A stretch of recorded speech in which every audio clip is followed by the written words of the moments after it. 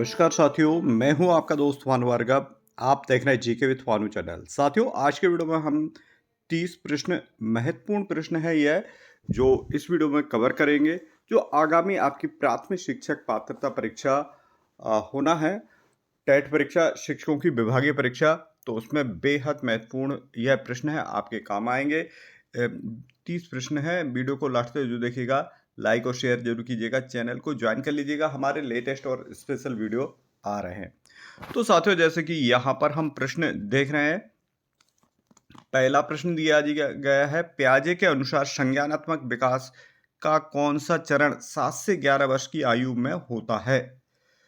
तो साथियों, इसका जो सही आंसर है वह ठोस संक्रियात्मक अवस्था होती है।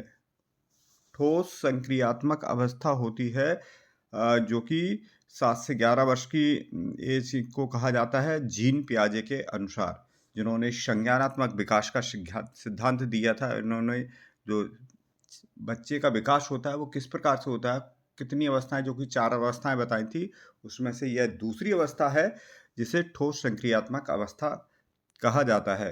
तो साथियों, इसका डिटेल में भी हम आपको चैप्टर वाइज भी वीडियो ला रहे हैं, जो कि आपको उससे समझ में भी आ जाएगा, और साथ में यह मॉक टेस्ट पेपर भी आ रहा है। तो ज्वाइन बटन आप क्लिक कर लीजिए और हमारे विभिन्न वीडियो उस पर आएंगे, और चैनल को सब्सक्राइब जरूर कीजिएगा। जैसे कि हम अगला प्रश्न देख रहे हैं, निकटस्थ विकास का क्षेत्र जेडपीटी की अवधारणा किसने दी थी? पियाजे ने, वाइगोटस्की ने, कोहलर ने या थॉर्नडाइक ने?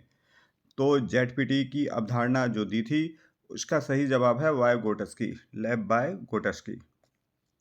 जब शिक्षक बच्चों को स्वयं खोजकर सीखने के अवसर देता है तो यह किस प्रकार का अधिगम है? रटकर सीखना, खोज परख कर अधिगम, अनुकरण करके, या मौखिक से सीखना? तो इसका स्पष्ट ही दिया है कि खोज परख करके अधिगम करना। मोस्टली आज अभी जो शैक्षणिक चल रही है नई शिक्षा नीति के तहत, तो इस पे ही कार्य हो रहा है कि खोज करके यानी स्वयं करके सीखना छात्रों को। सीखने का तत्परता का नियम किसके सिद्धांत का भाग है? सीखने तत्परता का जो नियम है वो किसके सिद्धांत का भाग है? तो इसका सही आंसर है थॉर्नडाइक। थॉर्नडाइक ने सीखने के नियम दिए थे, और तत्परता का नियम भी इसी में से एक है, प्रभाव का नियम है। और साथियों, जैसे कि यहाँ पर अगला प्रश्न हम देख रहे हैं, समावेशी शिक्षा का मुख्य उद्देश्य क्या है? तो समावेशी शिक्षा का मुख्य उद्देश्य क्या है? तो इसका राइट आंसर है, सभी बच्चों को समान अवसर देना ही समावेशी शिक्षा का मुख्य उद्देश्य है। अगला प्रश्न है, कक्षा में बाल केंद्रित शिक्षा का अर्थ है? बाल केंद्रित शिक्षा का अर्थ है शिक्षक केंद्रित, छात्र सक्रिय और शिक्षक मार्गदर्शक के रूप में, केवल पुस्तक आधारित शिक्षा, या केवल व्याख्यान आधारित शिक्षा?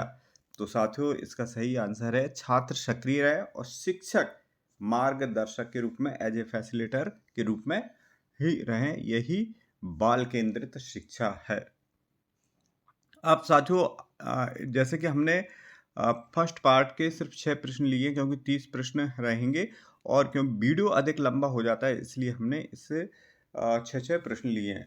आगामी हमारे बड़े वीडियो भी आ रहे हैं, जिसमें हम बाल विकास के पूरे 30 प्रश्नों को कवर करेंगे, और इसी प्रकार से सभी पार्ट्स के यह प्रश्न रहेंगे। अब साथियों, भाषा फर्स्ट यानी सेकंड पार्ट है, जो कि हिंदी का रहेगा, तो इसमें भी 6 प्रश्न ले रहे हैं, और आपको थोड़ा सा आइडिया लग जाएगा कि इस टाइप के प्रश्न आएंगे, और यह महत्वपूर्ण प्रश्न भी है। वीडियो अधिक लंबा होगा, इस वजह से हमने यह प्रश्नों को सिर्फ 6 प्रश्न लिए हैं प्रत्येक पार्ट के। राम ने रावण को मारा वाक्य में किस कारक का चिन्ह है? कर्म कारक है, कर्ता, कारण, या संप्रदान? तो साथियों, इसका सही जवाब है कर्ता। राम ने रावण को मारा वाक्य में किस कारक का? कर्ता ने कर्म को। तो साथियों, इसके जो 8 कारक रहते हैं उसे के आधार पे इसका सही आंसर है। परिश्रम शब्द का पर्यायवाची क्या है? परिश्रम शब्द का पर्यायवाची शब्द पूछा गया है यहाँ पर, तो परिश्रम का मतलब क्या? मेहनत। क्लियर है? यदि वर्षा होगी तो हम घर में रहेंगे, यह किस प्रकार का वाक्य है? यदि वर्षा होगी तो हम घर में रहेंगे। तो साथियों, ये मिश्र वाक्य है, जहाँ एक वाक्य यहाँ पर कंप्लीट हो रहा है, यदि वर्षा होगी तो हम घर में रहेंगे, ये दूसरा वाक्य उसमें एडेड है, तो मिश्र वाक्य है। और चलिए अगर देखते हैं, भाषा शिक्षण में सुनना, बोलना, पढ़ना, लिखने का क्रम किस कौशल विकास को दर्शाता है? भाषा शिक्षण में सुनना, बोलना, पढ़ना का क्रम किस कौशल विकास को दर्शाता है? तो साथियों इसका सही जवाब है ये भाषा कौशल को दर्शाता है। अत्याधिक भाषा शब्द में कौन सा उपसर्ग है? अति उपसर्ग इसमें पूछा गया जो कि पहले लगता है, तो इसका सही जवाब है अत्य, यानी इसका राइट आंसर है डी। अगला प्रश्न हम यहाँ पर देख रहे हैं, अत्याधिक। अत्याधिक इसमें उपसर्ग अति है, अत्याधिक में डी नहीं है, इसका राइट आंसर है अति, अति धन इत्याधिक, तो इसका सही आंसर है ए। अपठित गद्यांश का मुख्य उद्देश्य क्या होता है? अपठित गद्यांश का मुख्य उद्देश्य क्या होता है? व्याकरण सिखाना, भाषा की समझ का मूल्यांकन करना, केवल शब्दार्थ पूछना या वर्तनी जांचना। तो इसका सही जवाब है साथियों बी, भाषा की समझ का मूल्यांकन। साथियों लैंग्वेज 2 में इंग्लिश रहेगी। साथियों जिनका ग्रेजुएशन या इंटर में संस्कृत रहा है तो वह संस्कृत भी ले सकते हैं। तो साथियों जैसे कि यहाँ पर हम प्रश्न देखते हैं, choose the correct positive from the sentence. तो सही पॉजिटिव हमें यहाँ पर चुनना है, और जैसा कि लिखा है राम रोट अ लेटर, तो इसका सही रहेगा राम रोट अ लेटर, यानी राम ने एक पत्र लिखा, तो इसका सही पैसिव क्या रहेगा? Ram letter was written by Ram. Ram letter was written by Ram, तो यही सही है, इसका राम द्वारा एक पत्र लिखा गया था, तो इसका राइट आंसर है ए। नेक्स्ट अगला देखते हैं। तो साथियों एक पैसिव से प्रश्न हो गया है। अगला देखते हैं, choose the correct synonyms of brave. समानार्थी शब्द देखना है, ब्रेव का क्या रहेगा? कोवर्ड, अगला दिया बोल्ड, वीक, लेजी। तो जैसा कि ये तो है ही नहीं, इसका जो राइट आंसर रहेगा वह है बोल्ड, यानी लेजी, वीक और कोवार्ड नहीं रहेगा। तो समानार्थी शब्द पूछा गया है ब्रेव का, तो बोल्ड रहेगा। अगला देखते हैं, आइडेंटिफाई द करेक्ट सेंटेंस। सही आंसर, सही वाक्य को पहचानना है यहाँ पर, तो इसे देखते हैं, she don't a like apples. इसका जो सही जवाब रहेगा ये भी नहीं है, she doesn't like apple. She doesn't like apple, उसे सेब पसंद नहीं है, यह सही है, तो इसका राइट आंसर है 15 का सी। अगला देखते हैं, the main M of language teaching. तो इसका जो प्रश्न का पूछा गया है कि भाषा शिक्षण का मुख्य उद्देश्य क्या है?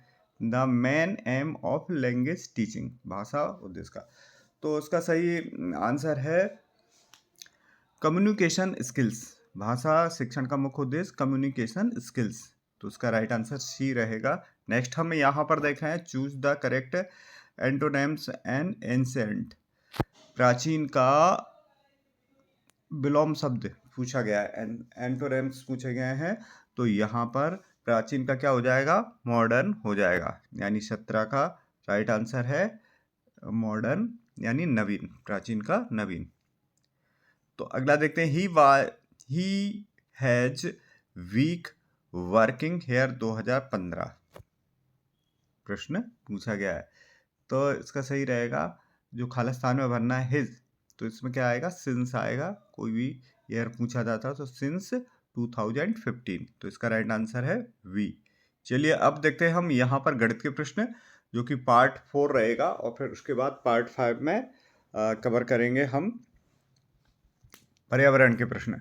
साथियों जैसे कि यहाँ पर यह जो दिया गया है लघुत्तम एलसीएम से रिलेटेड प्रश्न दिया गया है, इसमें एलसीएम लेंगे तो 4 और 8 जो कि 101 है, तो इसका एलसीएम 8 आ जाएगा। 4 का 8 में भाग देंगे तो 2 आएगा, 2 का 3 में गुणा करेंगे तो 2 3 6, और प्लस ऊपर 1 रहेगा, यानी ऊपर 6 और 1 7, 7/8, तो इसका राइट आंसर क्या रहेगा?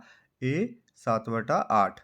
चलिए साथियों अगला देखते हैं, 125 भागित 5, तो इसका राइट आंसर जो रहेगा वह सी रहेगा, 25 बार जाएगा। नेक्स्ट, एक आयत की लंबाई 10 है और चौड़ाई 5 है, तो क्षेत्रफल, आयत का क्षेत्रफल लंबाई गुणा चौड़ाई होता है 10 5 50, तो इसका राइट आंसर ए।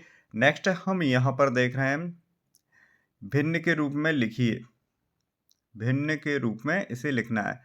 तो यहाँ पर दशमलव हटाएंगे तो 75 0.75 है, इसका दशमलव हटाएंगे तो नीचे 2 जीरो बढ़ जाएंगे, यानी 100 हो जाएगा 75/100, और 25 से भाग देंगे तो 3 बार जाएगा, नीचे 4, तो इसका राइट आंसर आएगा 3/4। साथियों यहाँ पर हम देख रहे हैं सीरियल क्रम दिया गया है, नंबर सीरीज है 2 6 12 20 और आगे क्या रहेगा। तो साथियों जैसे कि अर्थमेटिक में इसमें जैसे 2 और 6 में जो अंतर है वह 4 का अंतर है, 6 और 12 में अंतर कितने का, 6 का, 4 और 6 हो गया, 12 और 20 में अंतर कितने का है, 8 का अंतर है, तो 2 4 6 8 हो गया, तो अगला कितना होगा, 10 होगा अंतर वाला, तो 20 और आगे 30 आएगा। तो साथियों इसका राइट आंसर है बी। नेक्स्ट देखते हैं, यदि एक घड़ी 24 घंटे में 10 मिनट आगे हो जाती है तो 6 घंटे में कितनी आगे होगी। तो 1/4 कम का पूछा गया है, 1/4 का, तो यहाँ पर 10 में जो कि हम भाग देंगे 1/4 का, तो कितना आएगा, 2.5 मिनट आएगा, 2.5 मिनट, यानी 24 का राइट आंसर है ए। अगला प्रश्न साथियों, अब हम अगला प्रश्न यहाँ पर अगला चैप्टर देख रहे हैं, पर्यावरण अध्ययन। पर्यावरण अध्ययन जो कि इसमें भी 6 क्वेश्चन हैं। भीमबेटका किसके लिए प्रसिद्ध है। तो साथियों मध्य प्रदेश की भी आ सकते हैं, एनवायरमेंट से रिलेटेड जितनी भी चीज़ें रहेंगी वो इसमें प्रश्न पूछे। तो चित्र, गुफा चित्र है, मंदिर है, कला है, झील है, तो ये गुफा चित्र, भित्ति चित्र बने हुए हैं गुफाओं में, तो इसका राइट आंसर है 25 का ए। अगला साथियों प्रश्न, मानव शरीर में रक्त संचार किस अंग द्वारा होता है। फेफड़े द्वारा, हृदय द्वारा, गुर्दे द्वारा या मस्तिष्क द्वारा। रक्त का संचार किससे होता है, तो सभी को पता है इसका राइट आंसर है हृदय करता है, पंपिंग करता है। और देखते हैं, पौधों में भोजन बनाने की प्रक्रिया को क्या कहते हैं। तो सभी को इसका राइट आंसर है प्रकाश संश्लेषण से रिलेटेड है। जल संरक्षण का सबसे अच्छा तरीका क्या है। अत्यधिक वर्षा, वर्षा जल संचलन, जल बहने देना चाहिए, नदियों में को गंदा करना रहता है। तो सबसे अच्छा इसका जो तरीका है वर्षा जल संचयन, यानी 28 का राइट आंसर बी है। अगला देखते हैं, पृथ्वी पर दिन और रात किस कारण से होते हैं। तो पृथ्वी की घूर्णन गति, सूर्य की गति के कारण, चंद्रमा की गति के कारण, या पृथ्वी का परिक्रमण। तो इसका राइट आंसर पृथ्वी की घूर्णन गति के कारण दिन और रात होते हैं, और ऋतु परिवर्तन जो होते हैं वो उसकी परिक्रमण गति के कारण होते हैं, जो कि सूर्य का परिक्रमा करती है, और घूर्णन गति के कारण यह दिन और रात होते हैं। यहाँ पर हम देख रहे हैं, अगला प्रश्न है, पर्यावरण अध्ययन का मुख्य उद्देश्य क्या है। केवल विज्ञान पढ़ाना, बच्चों को पर्यावरण के प्रति संवेदनशील बनाना, केवल पौधों के बारे में जानना, या केवल जानवरों के बारे में बताना। तो साथियों इसका राइट आंसर है बच्चों को पर्यावरण के प्रति संवेदनशील बनाना ही मुख्य उद्देश्य है। तो साथियों ये हमने इस वीडियो में 30 कवर प्रश्नों को किया है। आगे हम सब्जेक्ट वाइज भी लाएंगे, और साथ में जो माध्यमिक शिक्षक हैं या उच्च प्राथमिक शिक्षक हैं उनके लिए यह वीडियो लाएंगे। तो साथियों जो कि टेट परीक्षा आपको सभी राज्य, मध्य प्रदेश सहित सभी राज्य, और साथ में छत्तीसगढ़ में भी तैयारियां प्रारंभ हो गई हैं परीक्षा से रिलेटेड। जैसे कि मध्य प्रदेश में तो नोटिस ही जारी हो गया है। अगले वीडियो में मिलते हैं, चैनल को सब्सक्राइब जरूर कर लीजिएगा, ज्वाइन